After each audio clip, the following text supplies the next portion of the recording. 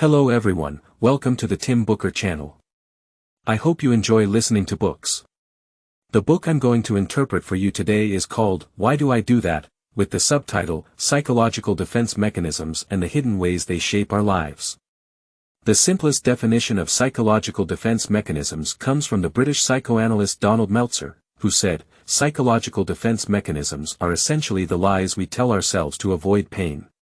When faced with pain or facts we'd rather not admit, everyone instinctively seeks escape. That's when psychological defense mechanisms come into play. They push those difficult thoughts and feelings out of consciousness and into our unconscious. In this process, these mechanisms subtly distort our perception of reality and our own emotions. They're necessary because confronting reality might bring unbearable pain. These defenses help us get through tough times. Whether it's the pain of parting from loved ones or harboring secret jealousy, there are corresponding defense mechanisms that help shield us from these emotions we find hard to accept. Each of us needs some level of psychological defense to lead a normal life. For instance, the fact that everyone will eventually face death requires us to use psychological defense to push this awareness out of our consciousness, believing in our unconscious that we are invulnerable. This allows us to maintain a sense of normalcy daily and even challenge ourselves or engage in extreme sports. Defense is necessary and useful for everyone. However, if these mechanisms become too deeply ingrained, they hinder our ability to understand our true feelings. Sometimes, we need to face pain. Avoiding facts might provide temporary relief, but in the long run, it leads to worse outcomes. For example, numbness might help some people shield themselves from past traumatic experiences, but it also prevents them from understanding the impact of those experiences and achieving genuine healing. Self-deception might help some maintain relationships or avoid the pain of betrayal, but it makes it difficult for them to see the truth and break free from toxic relationships. Psychological defense mechanisms only address the present, not considering the future. They're like a reflex, focused on avoiding immediate pain without considering the long-term cost. Avoiding pain is okay, we all do it. But for personal growth, sometimes we need to acknowledge our emotions and needs, identify our defense mechanisms, and learn to let go of them to live a more insightful and authentic life. This book helps us identify and release these defense mechanisms. The author, Joseph Burgo Ph.D., is a renowned American psychoanalyst, clinical therapist, and board member of the International Psychoanalytic Association, with over 30 years of therapy experience. I'll interpret this book for you in two parts. In the first part, we'll discuss common psychological defense mechanisms, and in the second part, we'll explore how to dismantle some harmful defenses and address painful emotions more effectively. Okay, let's formally delve into this book. Let's start by examining various psychological defense mechanisms. Firstly, there are 4 psychological defenses that most of us are quite familiar with. Let's briefly discuss them: repression, denial, displacement, and rationalization. Among them, repression is probably one of the most recognized, discovered early on by Freud. He found that there's a psychological force preventing individuals from acknowledging certain unacceptable impulses or thoughts, pushing these thoughts out of consciousness. That force is repression. The target of repression includes a range of emotions like anger, guilt, sorrow, or realities one is unwilling to accept. In literature and films, repression is a frequently portrayed theme. The protagonist might repress palpable emotions, youthful rebellion, animosity towards someone, or the urge to escape reality. These stories often climax when repression fails, and the suppressed perceptions break through the unconscious. Freud noted that repression doesn't occur just once, it's an ongoing process demanding continual mental energy to keep repressed content from returning to consciousness. It's indestructible. Many who repress animosity express it indirectly through covert means, often without their awareness. For instance, the author encountered a visitor named Olivia, outwardly friendly and considerate but plagued by persistent anxiety. Her husband mentioned Olivia's habit of accidentally breaking things. The author noted this detail. Through subsequent therapy, it was discovered that Olivia harbored unconscious anger related to her childhood environment. Her father epitomized an authoritarian figure, disallowing family members from expressing anger. Growing up, Olivia suppressed her awareness of anger. Breaking things was her unconscious expression of anger. This unconscious expression of animosity is termed passive-aggressive behavior. People don't overtly express their anger or directly act out aggressively. Instead, they indirectly express it through means like procrastination, complaints, refusal to cooperate, or simply forgetting the matter. Anger is an unwelcome emotion, so many repress awareness of their own hostility. They might remain completely unaware of their deep-seated anger, yet this hostility finds alternative means of expression. Another defense mechanism akin to repression is denial, which is easily understood. Few can maintain 100% awareness and honesty about their feelings. Occasionally, we deny certain feelings. For instance, even though you forgot my birthday, I'm not upset, or I'm not jealous of him. What does he have to be jealous of? When a feeling contradicts our hopes or societal norms, we tend to deny its authenticity. The third commonly seen defense mechanism is displacement. This psychological defense is prevalent in daily life. Venting frustration on others is a classic example of displacement. For instance, if your boss scolds you at work and you can't vent your anger at them, you might come home and unleash your anger on your family members. This is displacement, redirecting anger from one source to another. However, displacement isn't particularly robust. If someone says, "Don't take it out on me," you might realize what you're doing and apologize. Another common displacement scenario often occurs with new parents. When a new mother, due to her infant's crying, has to wake up at night, she might feel resentment toward her soundly sleeping husband. Even if both partners share childcare duties, each may feel they bear the heavier burden. Rearing a child is a weighty responsibility, and the child is the real cause of parental sleeplessness. However, the novice parent's complaints are often directed not at the child but at each other. This is essentially an emotional displacement. If someone triggers a certain emotion in us, but we can't direct that emotion at them, we might displace it onto another person. Since partners are better equipped to handle angry emotions than infants, new parents often redirect their anger towards each other rather than the child. The fourth common defense mechanism is rationalization. Sometimes, we justify our emotions, motives, or behaviors to make them appear reasonable, essentially finding excuses for ourselves. Watching pirated movies is fine because I'm a broke student and the film companies are wealthy. My low score on the paper is because the teacher doesn't like me, not because I didn't write well. Although I'm on a diet, I had a tough day at work, so having ice cream is my deserved treat. When our long-term goals clash with immediate desires, we unconsciously rationalize our actions to alleviate inner conflict and obtain what we desire. Rationalization may also occur when we don't get what we want, such as sour grapes is another form of rationalization. So far, we've explored 4 familiar psychological defense mechanisms: repression, denial, displacement, and rationalization. Next, I'll focus on several less understood and more covert defense mechanisms that many people might not be familiar with. The first psychological defense mechanism we'll emphasize is splitting. Put simply, its purpose is to simplify ambiguity and eliminate uncertainty. Humans loathe uncertainty. When faced with conflicting situations, we often feel torn, and that inner turmoil is particularly unpleasant. Sometimes, to end that feeling of conflict, we might impulsively make a choice. The emotions of conflict or confusion are intolerable for many, so we seek refuge in a certain certainty. Rigid moral codes, rigid belief systems, dogma, and narrow thinking shield us from the pain of uncertainty. Scott Fitzgerald once said, "The test of a first-rate intelligence is the ability to hold 2 opposed ideas in the mind at the same time and still retain the ability to function." Sadly, most people can't. We tend to exclude one of the opposing ideas and seek refuge in the other. This phenomenon is especially common in politics, where many hold absolute, simplified, and unchangeable beliefs about how to tackle complex social issues.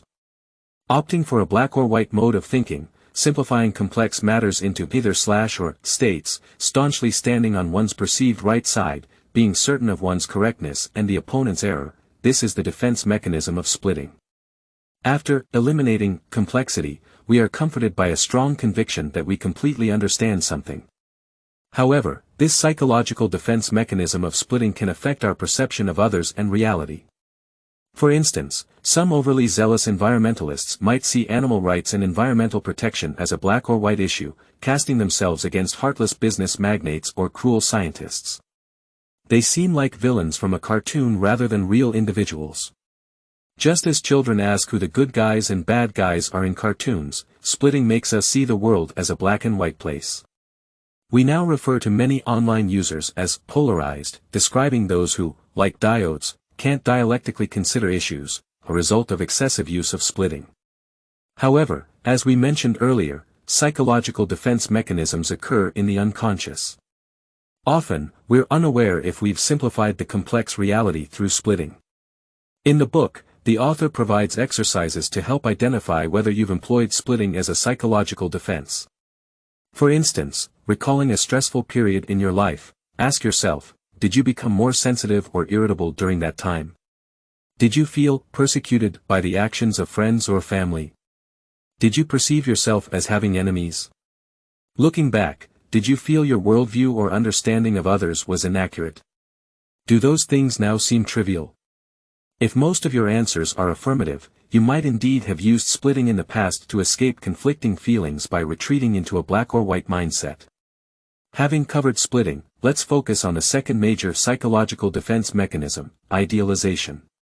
Idealization involves elevating ordinary things or people to a perfect status, often involving unrealistic expectations and a shattered fantasy. In daily life, we idealize many things, with the most typical being romantic love. At the start of every relationship, the partner seems flawless, but with time, the halo of idealization gradually fades. If disillusionment is too strong, the relationship may head towards an end. But why is idealization a psychological defense mechanism? What does it defend against? What pain are we avoiding? Similar to how splitting simplifies ambiguous issues, idealization offers a simple solution to some predicaments.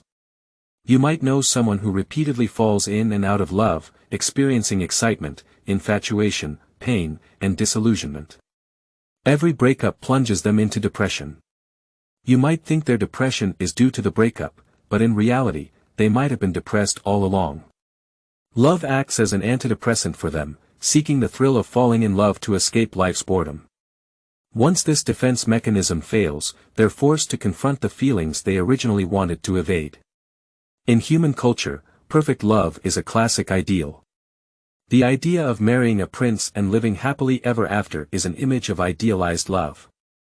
Pursuing love is fine, but the problem arises when real love involves a more complex understanding of the other person, including tolerating their flaws, something idealized love cannot accommodate. Only when we wake up from the fantasy of perfect love, realize that the other person is actually quite decent, and genuinely appreciate our partners, can we have a lasting relationship. If the defense of idealization is too strong and the individual can't accept the reality of the other person's imperfections, it often leads to a disillusioned ending. Apart from romantic love, we tend to idealize celebrities.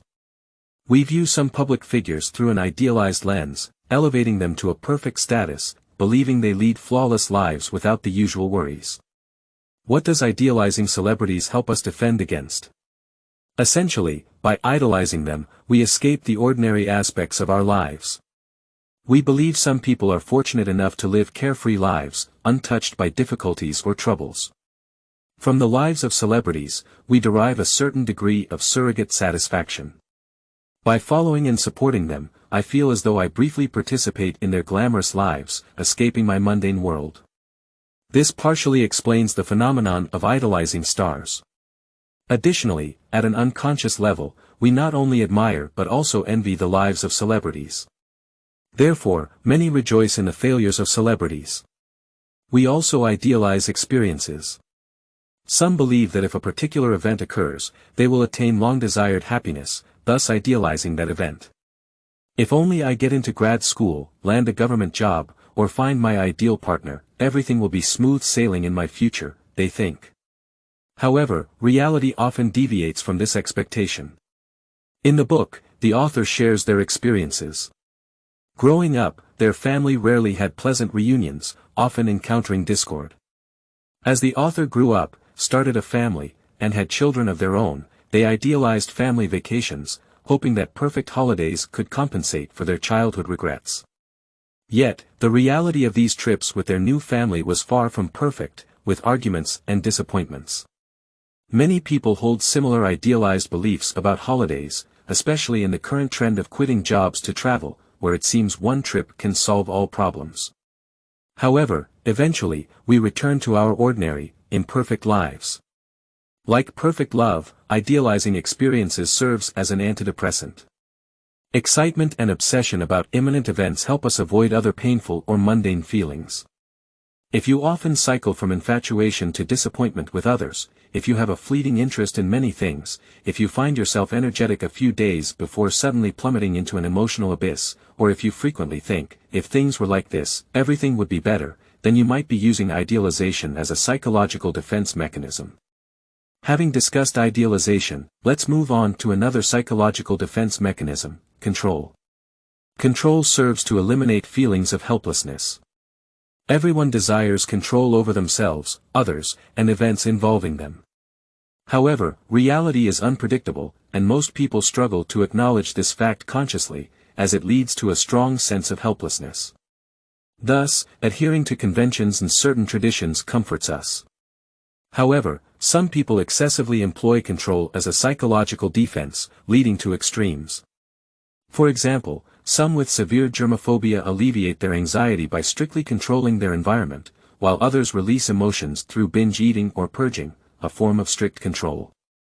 Self-harm is also a pursuit of control. Those who self-harm believe they can determine when pain occurs and for how long. In relationships, control is even more prevalent. One reason people get married is to ensure some predictability in life when faced with emotions like jealousy or fear of abandonment. It's normal to rely on another person, but if it escalates to craving absolute certainty, it leads to controlling or possessive behavior. Jealous partners often demand detailed itineraries, and controlling leaders attempt to micromanage every aspect of their employees' work. Besides these explicit control behaviors, there are more concealed and less identifiable forms. Some seemingly weak or clingy individuals might unconsciously fantasize about controlling others. Their helplessness compels their partner to take on a caregiver's role, manipulating them into providing the desired financial and emotional support, a subtle form of manipulation. For instance, have you ever spent money recklessly, ignored your bank balance, and eventually had to ask your parents for help? Or perhaps, have you promised to do a household chore for your partner but then, accidentally, forgot? In reality, you might unconsciously hope that someone else will do it for you. Another form of controlling behavior is manipulating others' perceptions of oneself. Everyone manages others' perceptions to some extent, showcasing their best side. However, if one's desire for control reaches extremes, desperately seeking to maintain a perfect image, ensuring others admire and envy them, they might exaggerate or distort facts or expend excessive effort curating their social media accounts. Besides self-promotion, self-deprecation is also a form of control. Some people say self-deprecating things, prompting others to reassure them. At this point, you might wonder if they intentionally criticize themselves for you to refute. However, it's not necessarily deliberate, it's an unconscious action. They crave praise so intensely that they can't wait for others to praise them naturally, or they initiate self-deprecation to prevent others from disparaging them. Having heard all this, take a moment to consider whether you often use control as a psychological defense mechanism.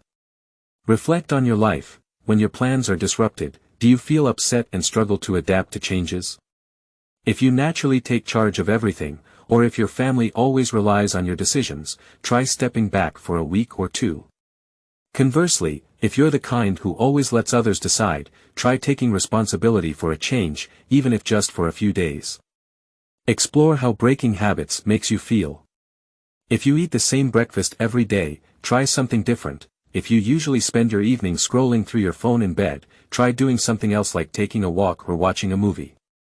Experiment with the unknown and observe your new feelings.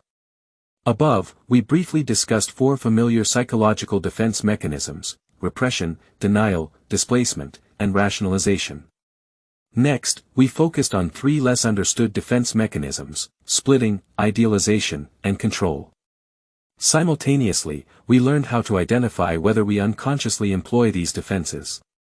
We've mentioned that these mechanisms are useful and necessary as they help shield us from unbearable emotions, enabling us to maintain a normal life. However, when overused, they hinder our understanding of our true selves and impede personal growth. While we all need the protection of psychological defense mechanisms, we must not allow them to dominate us. So, what should we do? How do we eliminate harmful psychological defenses? The starting point to eliminate psychological defenses is self-awareness, continually and attentively focusing on oneself. When we're about to face negative emotions like anger or pain, our initial reaction is to defensively resort to familiar methods. Only by staying vigilant and observing how our common defenses operate can we choose to minimize their usage. To discern our true feelings, uncover thoughts and emotions buried in our unconscious, try eliminating distractions. After a day's work, our usual entertainment methods like scrolling through our phones or binge-watching series serve as a form of psychological defense, diverting our attention from things we prefer not to think about. One way to eliminate distractions is through mindfulness meditation, quite popular in recent years. Mindfulness meditation extracts us from the flow of our thoughts, allowing us to observe our thoughts and feelings. We need to quiet our minds, divert attention from the distractions of daily life, and connect with our bodies to truly notice our genuine feelings. This doesn't imply becoming more enlightened or eliminating worries. Instead, it means facing these emotions when they arise in a healthier manner, avoiding self-deception. In the author's words, try to focus on and accept your true self, rather than trying to force yourself to feel how you should. Once you identify the psychological defense mechanisms you employ, the next step is to effect change, making different choices than before to challenge these habitual defenses. For instance, for those who are extremely independent and excessively self-reliant, saying, "I need your help," to someone could be a significant challenge. If conflict avoidance is your usual behavior and you tend to suppress your opinions, the next time your views differ from someone else's, try expressing them. The author provides an example in the book about a visitor named Erica, a middle-aged woman who worked as an administrative assistant to a vice president for many years. During her job, she struggled with completing more challenging tasks assigned by her superior, often losing clarity and fixating on trivial details. Through psychotherapy, Erica and the author explored why she struggled with these tasks. The author discovered that Erica was hesitant to think independently and avoided strenuous work. Consequently, she adopted a passive mindset, frequently daydreaming. This passivity was a significant aspect of her personality. She was accustomed to depending on others and being cared for. When faced with solving problems on her own, she felt helpless and angry. As we mentioned earlier, sometimes helplessness is a covert form of control. Erica attempted to make others take care of her and complete tasks on her behalf by displaying helplessness, avoiding exerting effort. However, this passivity came at a cost. Over time, as she aged, her abilities stagnated, and opportunities vanished. Erica realized she wasted years due to her negative passivity. If she had been more proactive instead of expecting others to think for her, she might have achieved more in her career. Once defenses become deeply ingrained, they can hinder a person's growth. Eventually, Erica decided to change. She pushed herself to do some data work she had previously avoided, self-taught various software programs, and enrolled in accounting courses. These efforts gradually transformed Erica into a more capable and productive individual. Alright, here are the essence and insights I wanted to share from this book. Today, we've been honest with ourselves, understanding the psychological defense mechanisms each of us adopts to evade pain.